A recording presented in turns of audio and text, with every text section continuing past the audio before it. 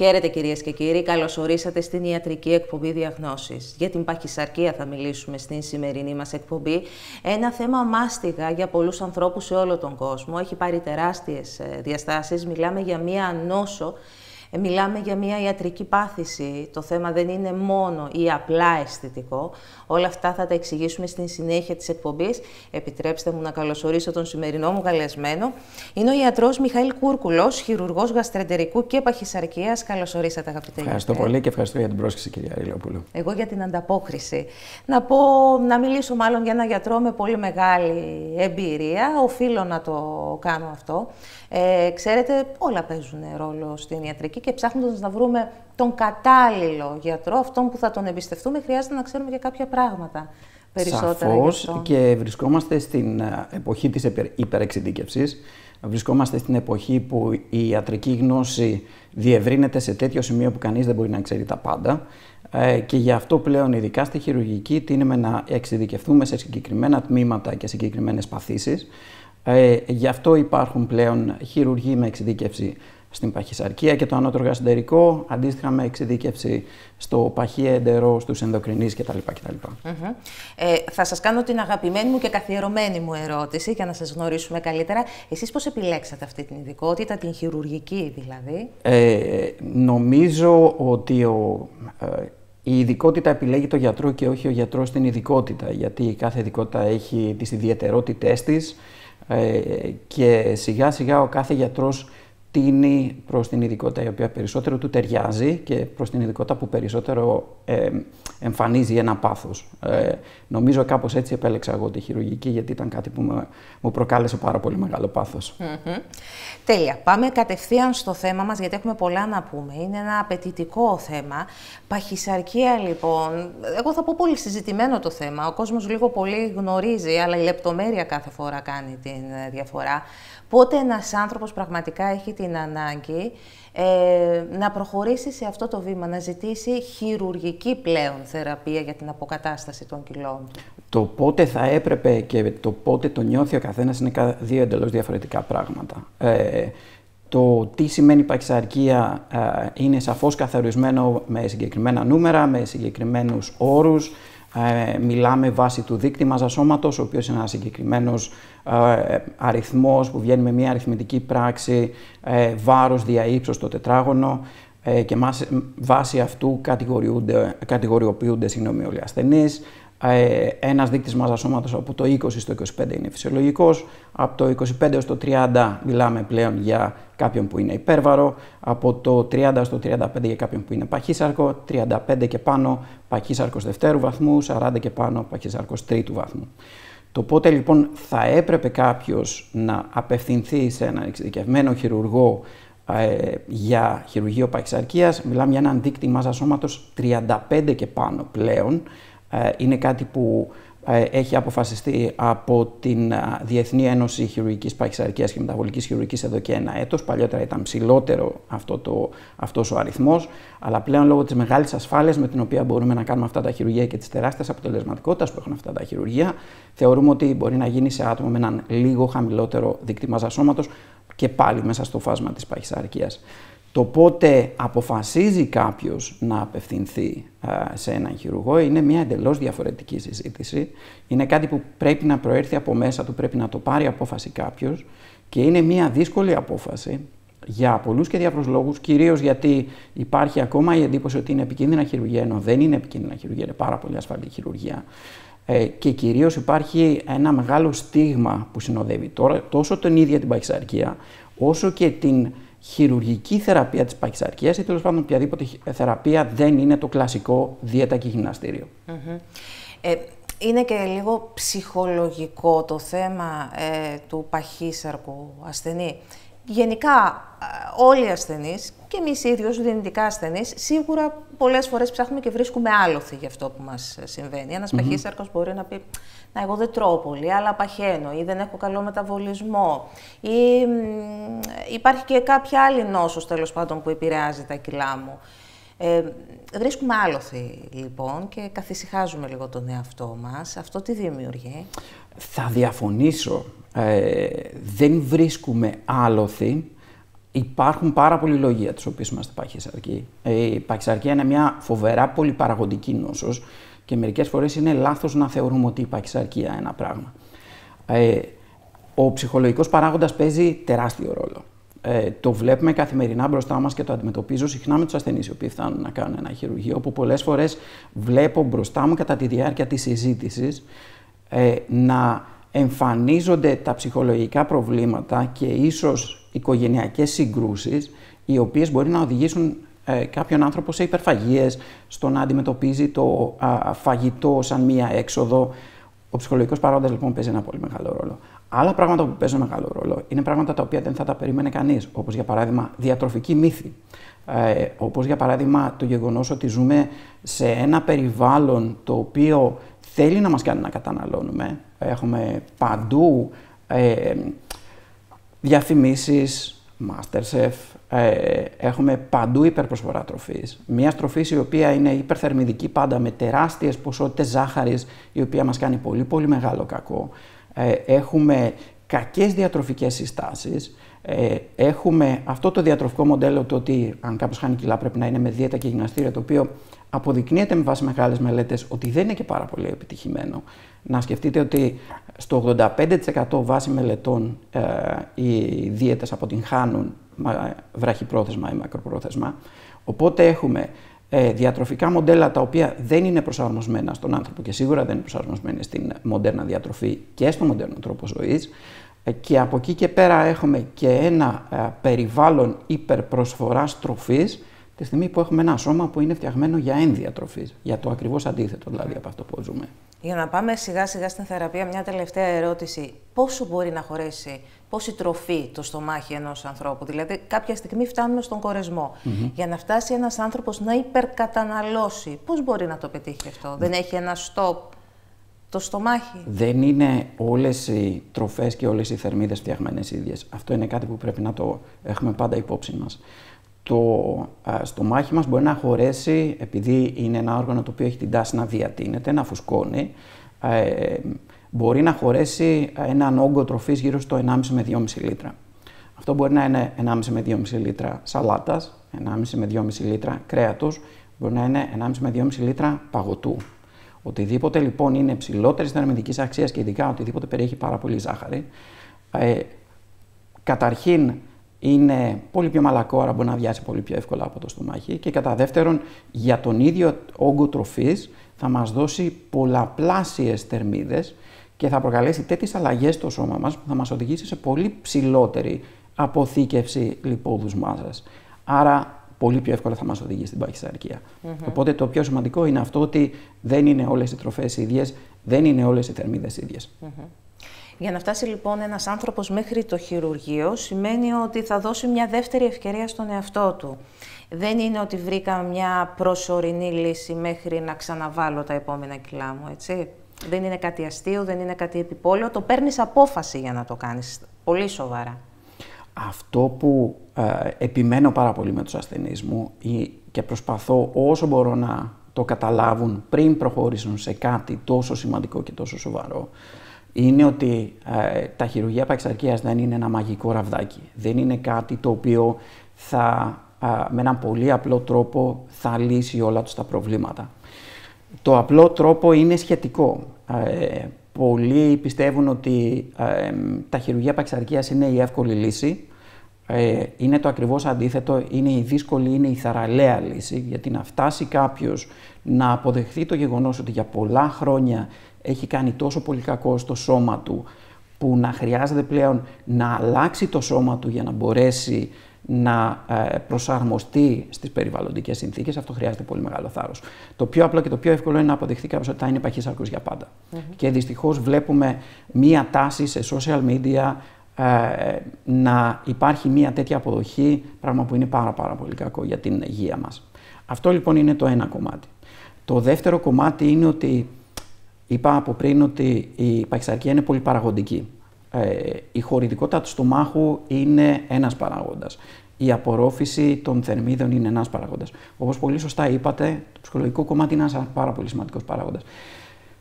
Πριν λοιπόν προχωρήσουμε σε ένα χειρουργείο παχυσαρκίας, πρέπει να κάνουμε κάποια βήματα ώστε αν είναι δυνατόν να έχουν επιληθεί ή τουλάχιστον να έχουν γίνει οι σωστές κινήσεις ώστε να μπούμε στον δρόμο αντιμετώπισης και όλων των υπόλοιπων προβλημάτων. Ένας άνθρωπος λοιπόν με έντονο ψυχολογικό υπόβαθρο πρέπει να αντιμετωπιστεί από ψυχολόγο. Αν είναι απαραίτητο, μπορεί να χρειαστούν μήνες ψυχοθεραπείας ή και αγωγής ώστε να μπορέσει να προχωρήσει σε αυτό. Ένας άνθρωπος ο οποίος μπορεί να έχει μια τάση να τρώει γλυκά, για παράδειγμα, τα οποία ό,τι και να κάνουμε, ακόμα και αν κάνουμε το καλύτερο χειρουργείο, μπορεί να οδηγήσουν σε μια αποτυχία ενός χειρουργείου. Αυτές είναι κακές διατροφικές συνήθειες, τις οποίες πρέπει να τις διορθώσουμε. Το σημαντικό είναι ότι ένα χειρουργείο παχυσαρκίας, όπως είπα, δεν είναι μαγικό ραβδάκι, είναι μια δεύτερη ευκαιρία. Είναι ένας τρόπος για να μπορέσει κάποιος να επανεκπαιδευτεί από την αρχή, να ξαναμάθει να τρώει από την αρχή και να κάνει ένα reset ώστε να μπορέσει να αντιμετωπίσει αλλιώς τη ζωή του. Και μην ξεχνάμε πως με ένα τέτοιο χειρουργείο βαριατρικό δεν πάμε να διορθώσουμε μόνο το αισθητικό και το λειτουργικό αποτέλεσμα. Διορθώνουμε πολύ επικίνδυνα συνοδά νοσήματα. Διαβήτη, καρδιοπάθειες, ό,τι μπορεί να σκεφτεί ο καθένας. Ένας παχύσαρκος άνθρωπος κουβαλάει εκτός από τα κιλά του πολλούς κινδύνους επιπλέον. Σαφώς. Ο Ιπποκράτης είχε πει ότι η παχυσαρκία είναι νόσος και προάγγελος πολλών άλλων. Η παχυσαρκία λοιπόν είναι ένας πολύ σημαντικός επιβαρυντικός παράγοντας για πολλές άλλες παθήσεις. Καταρχήν, όλοι ξέρουμε ότι ο πιο σημαντικός παράγοντας για ανάπτυξη καρκίνου είναι το κάπνισμα. Κανείς δεν ξέρει ή δεν σκέφτεται ότι ο δεύτερος πιο σημαντικός παράγοντας για ανάπτυξη καρκίνου είναι η παχυσαρκία. Ναι. Ειδικά για συγκεκριμένους καρκίνους όπως γυναικολογική καρκίνη, για τον καρκίνο ισοφάγου, για πολλές άλλες παθήσεις, για καρδιοπάθειες, γιατί η παχυσαρκία μας προκαλεί ψηλή χολυστερίνη, μας προκαλεί διαβήτη προφανώς. Το να κουβαλάει κάποιος πάρα πολλά κιλά σημαίνει ότι η καρδιά του, για παράδειγμα, πρέπει να εκτελέσει το ίδιο έργο που θα εκτελούσε η καρδιά δύο διαφορετικών ανθρώπων. Ένας άνθρωπος ο οποίος έχει ένα βάρος 150 κιλών είναι 2 φορές ένα φυσιολογικό σωματικό βάρος. Μια φυσιολογική καρδιά δεν μπορεί να ανταπεξέλθει. Είναι μια πάσχουσα καρδιά η οποία λειτουργεί οριακά. Το ίδιο για τους πνεύμονες. Μην ξεχνάμε ότι κατά τη διάρκεια της κρίσης του COVID, αυτοί που περισσότερο κινδύνευαν και περισσότερο κατέληγαν σε μονάδες εντατικής θεραπείας ήταν οι παχύσαρκοι και αυτό ήταν πάρα πολύ γνωστό. Είναι λοιπόν. Βάλτε και τα ορθοπαιδικά προβλήματα. Και τα ορθοπαιδικά προβλήματα, γενικά η επιδείνωση της ποιότητας ζωής ενός παχύσαρκου είναι φοβερή. Η θεραπεία λοιπόν, γιατί μιλάμε για θεραπεία με τα χειρουργεία της παχυσαρκίας, σημαίνει ότι θεραπεύονται και όλες οι υπόλοιπες παθήσεις. Πολλές δε από αυτές, ανάλογα και με την επέμβαση που θα κάνουμε, μπορεί να θεραπευθούν μέσα σε λίγες εβδομάδες. Είναι φοβερό, για παράδειγμα, επειδή αναφέρατε το σακαρώδη διαβήτη. Ο σακαρώδης διαβήτης τύπου 2, ο διαβήτης των ενηλίκων, διαβήτης της παχυσαρκίας. Με ένα συγκεκριμένο χειρουργείο παχυσαρκίας, με το μεγαλύτερο χειρουργείο παχυσαρκίας, το γαστρικό bypass ή με κάποιες παραλλαγές του, μπορεί να θεραπευθεί μέσα σε εβδομάδες. Δηλαδή, μέσα σε λίγες εβδομάδες κάποιος να σταματήσει ινσουλίνη που μπορεί να έπαιρνε για δεκαετίες, με ένα πολύ πολύ ψηλό ποσοστό, μέχρι και 95% βάσει κάποιες μελέτες. Φοβερό. Τώρα, να δούμε ποιες λύσεις προτείνονται. Κάθε ασθενής είναι διαφορετικός, κάθε περίπτωση έχει τη δική της βαρύτητα, οπότε ο λόγος σε εσάς. Καταρχήν, δεν υπάρχει ένα πράγμα το οποίο ταιριάζει σε όλους. Και αυτό είναι το πιο σημαντικό να καταλάβουμε. Γι' αυτό είναι πολύ σημαντική, όπως είπα εξ αρχής, η εξειδίκευση κάποιου στην παχυσαρκία. Είναι σημαντική η ύπαρξη ομάδας η οποία να είναι εξειδικευμένη στην παχυσαρκία και η εξατομικευμένη αντιμετώπιση του κάθε ανθρώπου, ώστε να είναι το πλάνο της θεραπείας κομμένα και ραμμένο στις ανάγκες του καθενός. Όπως είπαμε λοιπόν εξ αρχής, μπορεί να υπάρχουν ψυχολογικοί παράγοντες. Μπορεί αυτοί οι ψυχολογικοί παράγοντες να πρέπει να αντιμετωπιστούν για πάρα πολύ καιρό πριν να προχωρήσουμε σε οτιδήποτε. Μπορεί να υπάρχουν ενδοκρινολογικοί παράγοντες, αν και στην πραγματικότητα, και θα γυρίσω πίσω σε αυτό που είπατε ότι ψάχνουμε και βρίσκουμε δικαιολογίες. Πολλοί άνθρωποι θα χρησιμοποιήσουν τη δικαιολογία ότι έχω ενδοκρινολογικά προβλήματα, φταίει ο θηροειδής μου και γι' αυτό παχαίνω. Στην πραγματικότητα, λιγότερο του 5% των παχύσαρκων είναι παχύσαρκοι λόγω ενδοκρινολογικών προβλημάτων. Πολύ σπάνια λόγω του θηροειδούς, καμιά φορά μπορεί να έχουν λίγο ψηλή κορτιζόλη, πάντως είναι μια συντριπτική μειοψηφία. Στην πλειοψηφία δεν φταίει αυτό. Αλλά αν υπάρχει κάποιο πρόβλημα, θα πρέπει να αντιμετωπιστεί. Από εκεί και πέρα, είμαστε στην ευχάριστη θέση να έχουμε αρκετά φάρμακα πλέον, τα οποία μπορεί να βοηθήσουν στην αντιμετώπιση της παχυσαρκίας. Δυστυχώς όχι στην οριστική θεραπεία. είναι πολύ γνωστό το Ozempic, το οποίο είχε γίνει διάσημο από τις αδελφές Kardashian και γενικά από το Hollywood, όπου πάρα πολλοί άνθρωποι είχαν χάσει πάρα πολλά κιλά παίρνοντας αυτό το φάρμακο. Αυτά δεν είναι επικίνδυνα? Και ποια είναι η λογική του φαρμάκου, δηλαδή το να φάω κανονικά το γεύμα που μου αρέσει και μετά να πάρω και λίγο φάρμακο? Μα αυτό είναι το θέμα. Το θέμα λοιπόν είναι ότι επιστρέφουμε στο γιατί παχαίνουμε. Okay. Αυτά τα φάρμακα λοιπόν λειτουργούν με διαφορετικούς τρόπους.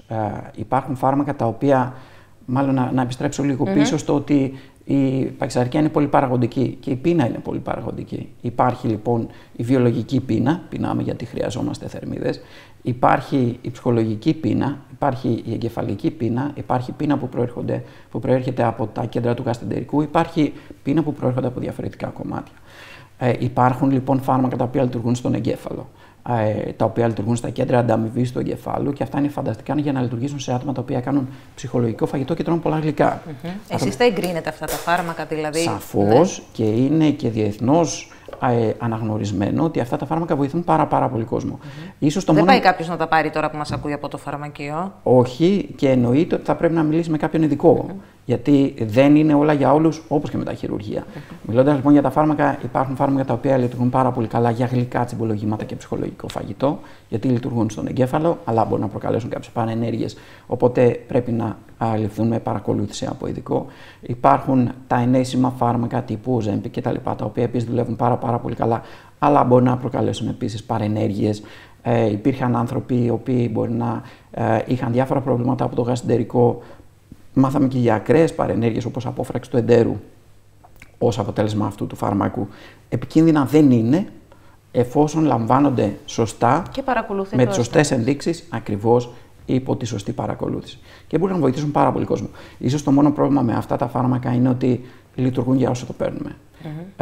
Αυτά τα φάρμακα είναι το όνειρο της φαρμακευτικής βιομηχανίας, μου αρέσει να λέω. Γιατί επειδή η παχυσαρκία είναι μια ανίατη νόσος, είναι μια νόσος που, από την οποία δεν θεραπευόμαστε ποτέ οτιδήποτε και να κάνουμε, επειδή είναι τόσο πολλοί παράγοντες και είναι τόσο έντονο το ψυχολογικό υπόβαθρο.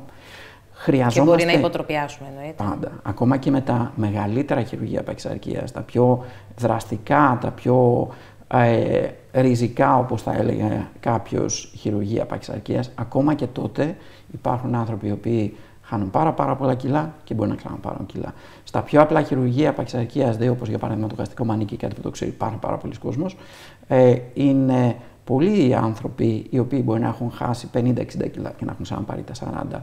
Γιατί κορόιδεψαν το στομαχάκι τους, μάλλον. Γιατί έγινε λάθος επιλογή χειρουργείου. Γιατί βρήκαν τρόπο να φάνε αυτοί οι ασθενείς. Δεν λήφθηκε υπόψη το πολυπαραγωγικό της παχυσαρκίας. Γιατί όπως είπα από πριν, δεν είναι όλες οι θερμίδες οι ίδιες και ένας άνθρωπος ο οποίος έχει την τάση γλυκά, αν κάνει μια επέμβαση η οποία προκαλεί μόνο περιορισμό της χωρητικότητας του στομαχιού, μπορεί να κοροϊδέψει το στομάχι του τρώγοντας παγωτά, για παράδειγμα.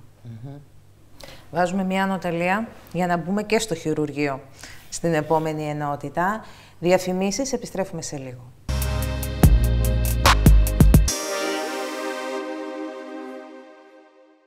Πίσω στο στούντιο της εκπομπής μιλάμε για την παχυσαρκία. Πάμε να δούμε τώρα την χειρουργική της αντιμετώπιση. Μαζί μου ο ιατρός Μιχαήλ Κούρκουλος, χειρουργός γαστρεντερικού και παχυσαρκίας. Την κουβαλάμε την παχυσαρκία σε όλη μας τη ζωή, είπατε γιατρέ. Ακόμη και όταν την θεραπεύσουμε, μπορεί να πέσουμε στην παγίδα και να υποκύψουμε ξανά και να αποκτήσουμε και πάλι το πρόβλημα. Οπότε προπονούμε το μυαλό μας και την ψυχολογία μας υπέρ του ίδιου μας του εαυτού.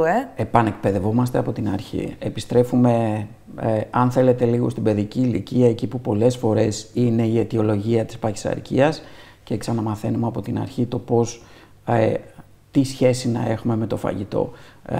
Ένα πράγμα που θα πω πριν να προχωρήσουμε στα χειρουργεία είναι ότι ο λόγος για τον οποίο η παχυσαρκία εδράζεται στην παιδική ηλικία, και μην ξεχνάμε ότι στην Ευρώπη είμαστε οι πρωταθλητές στην παιδική παχυσαρκία. Είμαστε δεύτεροι ή τρίτοι στους ενηλίκους. 70% των ενήλικων Ελλήνων πλέον είναι υπέρβαροι παχυσαρκοί, αλλά στην παιδική παχυσαρκία είμαστε πρωταθλητές. Μην ξεχνάμε λοιπόν ότι οποιαδήποτε χαρά εδώ στην Ελλάδα έχει να κάνει με φαγητό. Οι γιορτές μας έχουν να κάνουν με φαγητό. Το καλοκαίρι σχετίζεται με παγωτά. Χριστούγεννα, Πάσχα, φαγητό. Εντάξει, δεν περνάμε γενέθλια. Δεν περνάμε καθόλου άσχημα, αλλά δυστυχώς αυτό μας αρρωσταίνει. Ναι. Με το μέτρο, δηλαδή, να σας πω κάτι. Εγώ δεν μπορώ. Το εξής. Το να σκέφτεται ένας άνθρωπος συνέχεια τι να φάει, για παράδειγμα, ή συνέχεια τι να μην φάει. Φάει αυτό που δικαιούσε, τέλος πάντων, να τελειώνουμε. Δεν γίνεται όλη μέρα η σκέψη μας να είναι γύρω από το φαγητό. Κυρία Λιοπούλου, αυτό αξίζει από μόνο του μία ολόκληρη εκπομπή. Θα πω μόνο ότι ο λόγος για τον οποίο είμαστε παχύσαρκοι είναι ξεκάθαρα, εκτός από τους φυσιολογικούς λόγους, υπάρχει ένας πολύ σημαντικός βιολογικός λόγος. Ο λόγος λοιπόν είναι ότι το ανθρώπινο είδος εξελίχθηκε για εκατομμύρια χρόνια. Αν πάμε από τον Homo erectus, αν μείνουμε μόνο στο Neanderthal μερικές εκατοντάδες χιλιάδες χρόνια και είναι φτιαγμένο για ένδια τροφής, οι Neanderthal δεν είχαν φαγητό κάθε μέρα, δεν είχαν ψυγεία, δεν είχαν αποθήκες με φαγητό, δεν είχαν τίποτα τέτοιο, κυνηγούσαν, αν έβρισκαν έτρωγα, αν δεν έβρισκαν πεινούσαν. Με αυτή τη βιολογία λοιπόν που είχαμε για εκατοντάδες χιλιάδες χρόνια, βρισκόμαστε αυτή τη στιγμή σε συνθήκες υπερπροσφοράς τροφής. Έχουμε ένα σώμα το οποίο είναι φτιαγμένο για να πεινάει και του προσφέρουμε συνέχεια τροφή. Αυτό είναι που μας αρρωσταίνει, αυτό είναι που μας παχαίνει. Αυτό καλύτερα να το πραγματικά μια ολόκληρη διαφορετική συζήτηση. Και όσο συζητάς για φαγητό, νομίζω πεινάς κιόλας. Το θυμάσαι. Τώρα δηλαδή μια λιγούρα την έχω. Λοιπόν, πάμε να μπούμε χειρουργείο τώρα. Αγαπητέ γιατρέ, και να πούμε τελικά, το είπατε και εσείς νωρίτερα, θεωρούμε ότι αυτές οι επεμβάσεις είναι επικίνδυνες. Εσείς λέτε ότι δεν είναι επικίνδυνες, μάλλον έχουν εξελιχθεί τα πράγματα και η ιατρική τεχνολογία. Εξηγήστε μου. Σαφώς. Προφανώς αυτές οι επεμβάσεις ξεκίνησαν να γίνονται πριν από πάρα πολλά χρόνια. Έχουμε τουλάχιστον μια 50 ετία όπου γίνονταν επεμβάσεις προσπάθειας απώλειας βάρους. Αν και ιστορικά υπάρχουν αναφορές από κάποιον βασιλιά της Ισπανίας, το οποίο το όνομα μου διαφεύγει αυτή τη στιγμή, που ήταν υπερβολικά παχυσαρκικός και του έραψαν το στόμα. Υπάρχουν διάφορες επεμβάσεις. Πήγανε πολύ δραστικά σε εκείνη την περίπτωση. Μιλάμε για το 1400-1500 μετά Χριστό. Αλλά οι μοντέρνες επεμβάσεις παχυσαρκίας ξεκίνησαν πριν από περίπου 50 με 60 χρόνια. Σαφώς η ιατρική τεχνολογία ήταν εντελώς διαφορετική τότε και είχε εξελιχθεί πάρα πολύ. Όταν εγώ ξεκίνησα ως νέος ειδικευόμενος χειρουργός στον Ευαγγελισμό, που υπήρχε ένα κέντρο, εξειδικευμένο κέντρο παχυσαρκίας, οι επεμβάσεις τότε γίνονταν ως ανοιχτές επεμβάσεις. Φαντάζεστε πόσο δύσκολο είναι σε έναν άνθρωπο βάρος 200 κιλών και να γίνεται. Ακριβώς. Και η ανάρρωση ήταν πάρα πολύ δύσκολη, τα πάντα ήταν πάρα πολύ δύσκολα. Πλέον οι επεμβάσεις αυτές γίνονται λαπαροσκοπικά καταρχήν. Γίνονται με 4-5 μικρές τρυπούλες. Γίνεται, μπορείτε. Μιλάμε για μεγάλο όγκο, τέλος πάντων. Κυρία Λιοπούλου, μόνο έτσι μπορούμε. Γιατί υπάρχουν οι τεχνικές σαφώς και γι' αυτό χρειάζεται η εμπειρία και η εξειδίκευση, ώστε να μπορεί κάποιος να αντιμετωπίσει, να προλάβει μάλλον τις δυσκολίες και να μπορεί να αντιμετωπίσει τις δυσκολίες. Αλλά μόνο έτσι γίνεται και μόνο έτσι μπορούμε να καταφέρουμε τα πράγματα που μπορούμε να καταφέρουμε. Δηλαδή, πλέον είμαστε στην ευχάριστη θέση να κάνουμε το πιο απλό χειρουργείο παχυσαρκίας, το οποίο είναι το γαστρικό μανίκι, το οποίο το κάνουμε για ανθρώπους που έχουν ένα δείκτη μάζα σώματος γύρω στο 40 με 45. Θέλουν να χάσουν λίγα κιλά δηλαδή. Αν μπορεί κάποιος να αποκαλέσει τα 40 με 50 κιλά λίγα, ναι. Θέλουν να χάσουν σχετικά λίγα. Ναι. Ας πούμε, ανθρώπους που έχουν όχι πολύ παθολογικές διατροφικές συνήθειες. Σε αυτούς τους ανθρώπους κάνουμε λοιπόν το σχετικά απλό χειρουργείο, που είναι το γαστρικό μανίκι, στο οποίο αφαιρούμε ένα μεγάλο κομμάτι του στομαχιού, όπου η χωρητικότητα του στομάχου από 1,5 με 2,5 λίτρα μπορεί να μειωθεί περίπου στα 100 με 200 cc.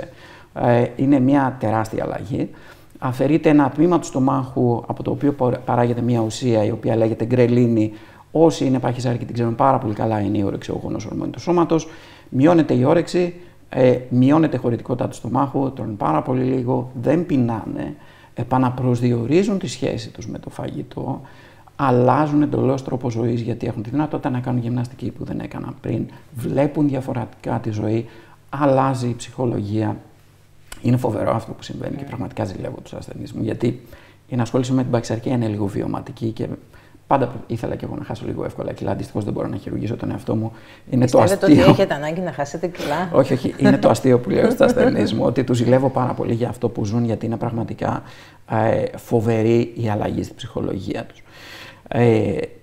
Μπορούν λοιπόν με αυτόν τον τρόπο να χάσουν 40-50 κιλά. Σκεφτείτε λοιπόν ότι αυτό γίνεται με ένα χειρουργείο που, αφού περάσουν μια περίοδο η οποία πολλές φορές μπορεί να διαρκέσει και μήνες για προετοιμασία. Αυτή λοιπόν είναι η δύσκολη περίοδος της προετοιμασίας. Της αναμονής. Προετοιμασία, ψυχολογική προετοιμασία, διατροφική προετοιμασία. Ανυπομονησία. Να είναι έτοιμοι.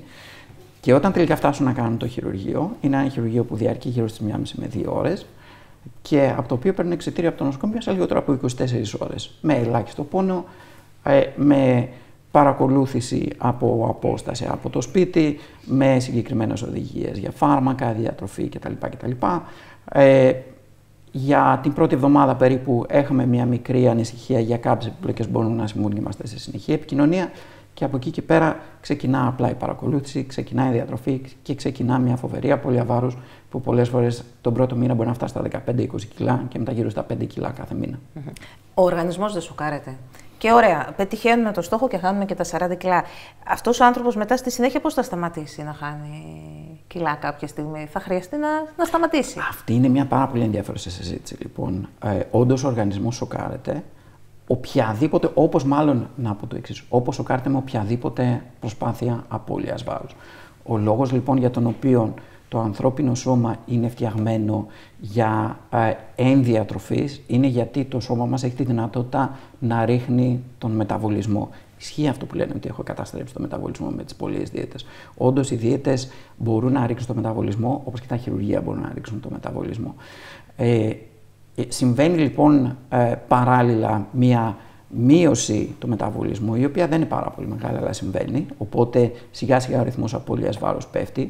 Από την άλλη, το στομάχι μας είναι ελαστικό, το στομάχι μας μπορεί να φαρδινεί λίγο, οπότε να χωρέσει περισσότερο φαγητό, μπορεί να απορροφήσει περισσότερες θερμίδες, οπότε η απώλεια βάρους, η οποία είναι πολύ πιο έντονη τους πρώτους μήνες, σταθεροποιείται και γύρω στον 1 χρόνο μετά από αυτό το χειρουργείο, το γαστρικό μανίκι, σταματάει. Αυτοί οι άνθρωποι πάντα πρέπει να παίρνουν κάποια συμπληρώματα διατροφής, γιατί προφανώς όταν τρώνε περιορισμένη ποσότητα φαγητού, υπάρχει πιθανότητα να μην πάρουν όλες τις βιταμίνες που πρέπει να πάρουν, όλα τα απαραίτητα θρεπτικά στοιχεία. Ασβέστιο, βιταμίνη C, αυτά εννοείται. Ακριβώς, ναι. Βιταμίνη C, βιταμίνες του συμπλεγμάτος Β, βιταμίνη D είναι πάντα ένα πρόβλημα. Κάποια σπάνια μέταλλα όπως το σελήνιο και ο ψευδάργυρος, για παράδειγμα, γι' αυτό τους παρακολουθούμε ανά 3 μήνες, κάνουμε εξετάσεις αίματος και αντίστοιχα, αν χρειάζεται κάτι συμπλήρωμα. Συνήθως το μόνο που χρειάζεται είναι μία πολυβιταμίνη κάθε μέρα. Είναι λίγο πιο έντονη και πολύ πιο πολύπλοκη συζήτηση σε ανθρώπους που κάνουν το μεγαλύτερο χειρουργείο. Ποιο? Το γαστρικό bypass. Το οποίο είναι παρεξηγημένο παρόλα αυτά, πρέπει να πω. Το γαστρικό bypass λοιπόν είναι το χειρουργείο το οποίο μικραίνουμε το στομάχι αρκετά περισσότερο και παράλληλα παρακάμπτουμε ένα τμήμα του εντέρου. Πάλι λαπαροσκοπικά. Επίσης λαπαροσκοπικά. Το άλλο αστείο που κάνουμε τους ασθενείς μου, οι οποίοι μου λένε «Μα γιατρέ, γιατί να το κάνω αυτό, είναι πάρα πολύ ριζικό χειρουργείο». Το ένα που τους λέω είναι ότι στην πραγματικότητα το πιο ριζικό είναι αυτό που θεωρούμε πιο απλό, είναι το γαστρικό μανίκι, γιατί εκεί αφαιρούμε τμήμα του στομάχου, ενώ με το γαστρικό bypass δεν αφαιρείται τίποτα, μένουν όλα μέσα, απλά αλλάζουμε την ανατομία. Αν θέλουμε στο μέλλον, μπορούμε να επιστρέψουμε την ανατομία στο φυσιολογικό με ένα άλλο χειρουργείο. Το άλλο που τους λέω είναι ότι ο μόνος που κουράζεται σε αυτή την κατάσταση είμαι εγώ, που κάνω ένα πιο πολύπλοκο χειρουργείο. Στην πραγματικότητα δεν αλλάζει τίποτε άλλο. Διαρκεί λίγο περισσότερο το χειρουργείο. Η νοσηλεία μετά το χειρουργείο δεν είναι 24 ώρες, είναι 48 με 72 ώρες, για καθαρά προληπτικούς λόγους, γιατί χρειάζεται λίγο περισσότερο να παρακολουθήσουμε. Αλλά από εκεί και πέρα είναι όλα τα ίδια, με 2 εξαιρέσεις. Η μία εξαίρεση είναι ότι η απώλεια βάρους είναι πολύ μεγαλύτερη, αλλά μιλάμε για άτομα τα οποία έχουν πάρα πολλά κιλά. Μιλάμε για άτομα τα οποία μπορεί να πλησιάζουν τα 200 κιλά. Και το δεύτερο είναι ότι η επαναπρόσληψη βάρους, δηλαδή η πιθανότητα να ξαναπάρουν κιλά, είναι πολύ χαμηλότερη και γι' αυτό είναι το χειρουργείο που επιλέγουμε σε άτομα με κακές διατροφικές συνήθειες, σε άτομα που μπορεί να φάνε γλυκά, που τσιμπολογάνε, σε άτομα που έχουν διαβήτη, όπως είπα πριν, γιατί θεραπεύει το διαβήτη μέσα σε μερικές εβδομάδες. Εσείς δηλαδή τι θα κάνετε στο στομάχι? Για ποιον ασθενή? Για τον ασθενή με τα 200 κιλά. Αυτό που κάνουμε λοιπόν είναι για το γαστρικό bypass. Διαχωρίζουμε το στομάχι σε 2 τμήματα. Είναι πολύ πιο εύκολο όταν ζωγραφίζουμε και δείχνουμε εικόνες. Διαχωρίζουμε το στομάχι λοιπόν σε 2 τμήματα, από τα οποία το ένα πιο μικρό συνδέεται με τμήμα του εντέρου, το πιο μεγάλο παρακάμπτεται εντελώς, οπότε από τη μία μειώνουμε πάρα πολύ τη χωρητικότητα του στομάχου. Το δεύτερο λοιπόν που κάνουμε είναι παρακάμπτουμε τμήμα του εντέρου. Παρακάμπτοντας το τμήμα του εντέρου, αλλάζουμε τον τρόπο με τον οποίο εκρίνονται κάποιες ορμόνες, όπως για παράδειγμα η ινσουλίνη. Γι' αυτό θεραπεύεται ο διαβήτης. Συν ότι από τη στιγμή που παρακάμπτεται τμήμα του εντέρου, πλέον η τροφή που τρώμε δεν απορροφάται στην ολότητά της. Δεν απορροφούνται όλες οι βιταμίνες, για παράδειγμα. Αυτό λοιπόν είναι το πρόβλημα που έχουμε, ότι μπορεί να μην απορροφούνται κάποιες βιταμίνες. Και πάλι λύνεται με μία πολυβιταμίνη κάθε μέρα. Το πρόβλημα, αλλά ίσως και ο λόγος για τον οποίο είναι τόσο αποτελεσματικό αυτό το χειρουργείο, λοιπόν, είναι ότι μπορεί να συμβούν δυσαπορροφήσεις. Για να είμαστε σίγουροι ότι δεν συμβαίνουν δυσαπορροφήσεις, πρέπει αυτός ο άνθρωπος ο οποίος έχει υποβληθεί σε γαστρικό bypass να παρακολουθείται για μια ζωή από έναν διαιτολόγο, για να είμαστε σίγουροι πλέον όχι ότι χάνει κιλά, αλλά ότι είναι καλά, ότι δεν έχει απώλεια βιταμινών, δεν έχει υπερβολικά μεγάλη απώλεια μυϊκής μάζας, ότι τρώει τα πράγματα που πρέπει να τρώει, πώς θα πρέπει να τα τρώει. Αυτό λοιπόν είναι ένα πρόβλημα, αλλά από την άλλη ένας άνθρωπος ο οποίος παρακολουθείται για μια ζωή από έναν διατροφολόγο, σημαίνει ότι αυτός ο άνθρωπος δεν θα ξαναπάρει τα κιλά του. Ο φόβος κάθε ασθενή που μπαίνει μία φορά στο χειρουργείο είναι να μην χρειαστεί να ξαναμπεί. Αυτοί οι ασθενείς χρειάζεται μελλοντικά μετά από 5, από 10 χρόνια να διορθώσουν κάτι, να ξαναμπούν χειρουργείο? Ένα πράγμα που σίγουρα θα πρέπει να διορθώσουν είναι την εμφάνισή τους. Ένας άνθρωπος ο οποίος θα χάσει 50-60 κιλά θα μείνει με μεγάλη περίσσια δέρματος. Οπότε πολύ συχνά αυτοί οι άνθρωποι μπορεί να χρειαστούν να κάνουν πλαστικές επεμβάσεις μετά, εφόσον τους ενοχλεί η εμφάνισή τους, εφόσον θέλουν να ξαναέχουν, και πολύ καλά θα κάνουν, έτσι, γιατί είναι πολύ σημαντικό για την ψυχολογία μας το να φαινόμαστε φυσιολογικοί. Οπότε αυτοί οι άνθρωποι μπορεί να χρειαστεί στο μέλλον να κάνουν κάποιες πλαστικές επεμβάσεις. Από εκεί και πέρα επιστρέφουμε στο για ποιον ασθενή μιλάμε, για ποιο χειρουργείο μιλάμε. Εφόσον γίνει το σωστό χειρουργείο στον σωστό άνθρωπο, η πιθανότητα να ξαναχρειαστεί να γίνει κάποιο χειρουργείο είναι πάρα πολύ χαμηλή, γιατί η πιθανότητα επαναπρόσβεσης βάρους είναι πολύ χαμηλή.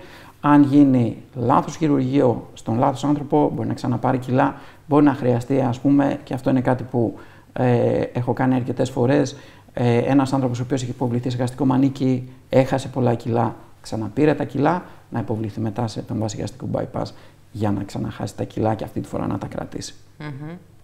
Άλλη θεραπεία χειρουργική υπάρχει? Υπάρχουν επεμβάσεις οι οποίες γίνονται πιο σπάνια, πιο μεγάλες επεμβάσεις οι οποίες γίνονται πιο σπάνια. Καταρχήν το γαστρικό bypass έχει δύο διαφορετικές παραλλαγές. Είναι το λεγόμενο mini γαστρικό bypass. Το λέμε mini γιατί κάποτε πριν από 20-30 χρόνια, όταν πρώτο γινόταν ανοιχτά με μια πολύ μικρή τομή, δεν είχε κάποια μεγάλη διαφορά σχέση με το κλασικό γαστρικό bypass. Πλέον έχουν επικρατήσει οι όροι γαστρικό bypass μίας αναστομώσεως και δύο αναστομώσεων. Είναι το ίδιο πράγμα. Υπάρχουν πιο μεγάλες επεμβάσεις, όπως για παράδειγμα η χολοπαγκρεατική παράκαμψη, είναι πιο εξειδικευμένες επεμβάσεις για άτομα με πάρα πολλά κιλά, μιλάμε για 250-300 κιλά, γίνονται πολύ σπάνια στην Ελλάδα. Υπάρχουν άλλα χειρουργεία τα οποία είναι κάπως λιγότερο επεμβατικά για ανθρώπους που θέλουν να χάσουν λιγότερο κιλά. Υπάρχει για παράδειγμα η γαστρική πτύχωση, ένα χειρουργείο το οποίο είναι υποσυζήτηση, δεν λειτουργεί τόσο καλά, θεωρητικά είναι η φτηνή εναλλακτική για το γαστρικό μανίκι, αλλά είναι ένα χειρουργείο το οποίο τελικά έχει περισσότερες επιπλοκές από ό,τι λένε μελέτες και τελικά οι περισσότεροι άνθρωποι που το κάνουν ξανά παίρνουν τα κιλά τους. Ακούμε πολύ συχνά και για το γαστρικό botox. Το γαστρικό botox δεν είναι ακριβώς χειρουργείο. Είναι μια ελάχιστα επεμβατική τεχνική που χρησιμοποιούμε και οφείλω να ομολογήσω ότι τη χρησιμοποιώ και εγώ. Σε κάποιες περιπτώσεις, σε ανθρώπους που θέλουν να χάσουν σχετικά λίγα κιλά, μιλάμε για μια απώλεια 10 με 15 κιλών, το οποίο σε κάποιους ανθρώπους μπορεί να ταιριάζει τέλεια. Έχω ανθρώπους οι οποίοι, ενώ στην αρχή τους έλεγα ότι δεν είναι για σένα, δεν θα σου ταιριάζει, μπόρεσαν να το χρησιμοποιήσουν ως ένα εργαλείο, να αλλάξουν τον τρόπο ζωής τους με τέτοιο τρόπο, ώστε να χάσουν 30-35 κιλά. Έχω ένα συγκεκριμένο παράδειγμα στο μυαλό μου που ήταν έτσι ακριβώς. Είναι περισσότερο lifestyle επέμβαση θα έλεγα. Είναι μια επέμβαση που υπό συγκεκριμένες συνθήκες την προτείνω και την κάνω. Επανέρχονται αμέσως τα κιλά στη συνέχεια? Γιατί την κάνουμε βιαστικά, θέλουμε να χάσουμε γρήγορα, άρα μετά θα χαλαρώσουμε και γρήγορα. Το μυστικό λοιπόν είναι καταρχήν να μην την κάνουμε βιαστικά, να την κάνουμε, να καταλάβουμε γιατί την κάνουμε και πάλι επιστρέφω στο να τη δούμε ως εργαλείο και όχι ως ένα μαγικό ραβδάκι, να είναι κάτι που μας ταιριάζει. Ένας άνθρωπος πάλι που τρώει γλυκά, ο οποίος ή τρώει ψυχολογικά, το να μειώσεις το αίσθημα της πείνας δεν αλλάζει κάτι, γιατί είναι άλλο πράγμα η πείνα, είναι άλλο πράγμα η λιγούρα, είναι άλλο πράγμα το ψυχολογικό φαγητό, είναι άλλο πράγμα η τάση να τρώμε γλυκά. Οπότε πρέπει να ξέρουμε γιατί μιλάμε και πρέπει να ξέρουμε τι κάνουμε και σε ποιον κάνουμε, όπως είπα από πριν. Και το άλλο είναι οποιοδήποτε έχει κάνει Botox για αισθητικούς λόγους, ξέρει ότι το φάρμακο του Botox κρατάει για 6 μήνες. Όλα τα καλά λίγο κρατάνε.